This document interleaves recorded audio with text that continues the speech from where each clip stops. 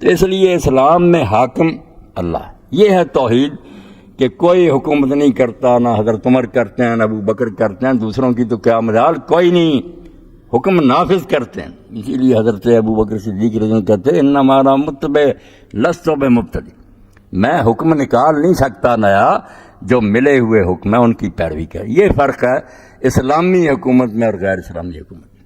مسلمانوں کی حکومت ہو سکتی ہے کہ کلمہ گو ہیں وہ حکومت کر رہے ہیں، وہ کافروں کی حکومت نہیں، مسلمانوں کی، مگر وہ اسلامی نہیں.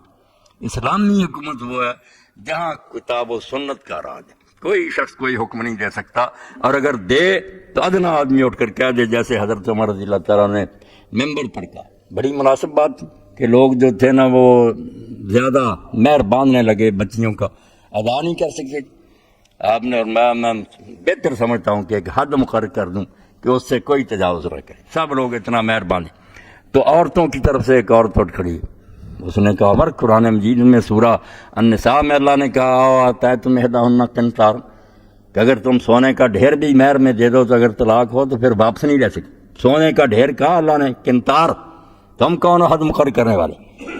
تو حضرت عمر رضی اللہ عنہ اتنے بڑے باجبروت خلیفہ، کتنی شان و شوکت، مروسی وقت سر خم کری، کہا رجل رختا و اصابت مرد، عورت نے ٹھیک کہا مرد غلطی کہا.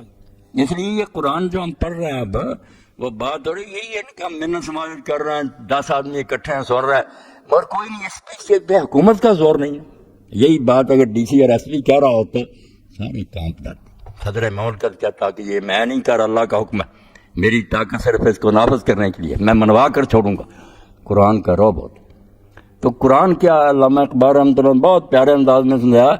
یہی 2-3 شعر جو ہے نا ہر مجلس میں جب قرآن کی محفل سنایا جائے، یہی کافی کہ یہ ملا حضرات ان کو یاد کرنے اور بتائیں قرآن کہتا کیا. موت کا پیغام ہر نوع غلامی کے لیے، کسی قسم کی غلامی، اقتصادی غلامی کے سرمایہ دار لوگوں کو غلام بنا کر رکھتے ہیں، سیاسی غلامی، مذہبی غلامی کے ملا جو اپنے گرفت میں رکھنا چاہتے ہیں، ہر قسم کی غلامی کے لیے موت کا پیغام ہے کہ یہ ساری غلامیاں ختم کرو، ان کے تختے اٹھ دو. موت کا پیغام ہر نوع غلامی کے لیے، نے کوئی فغفور و خاکاں، نے فقیر رہنشی. اسلامی سلطنت میں نہ کوئی فٹ پاتھ پر بیٹھنے والا کنگال ہوتا ہے، اور نہ چین کے حکمرانوں کی طرح خاکان اور فغفور یہاں ہوتے. کوئی نہیں ہوتا کافر بادشاہوں کی طرح.